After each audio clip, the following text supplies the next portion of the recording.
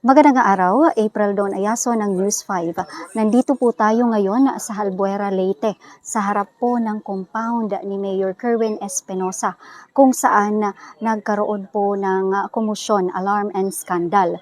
Meron di umanong tauhan ni Mayor Kerwin Espinosa na nagkulong sa kwarto at armado. Mga ilang oras ding nakipagnegosasyon sila Mayor Kerwin at naitawag din ito sa kapulisan at nagresponde din sila agad at nagkaroon ng negosasyon ng mga kapulisan at ang lalaki sa loob ng kwarto na armado.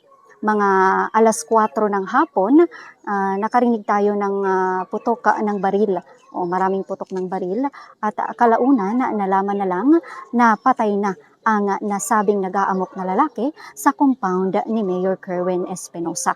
Kung makikita po dyan, basag po na bintana dyan sa mansyon ni Mayor Kerwin.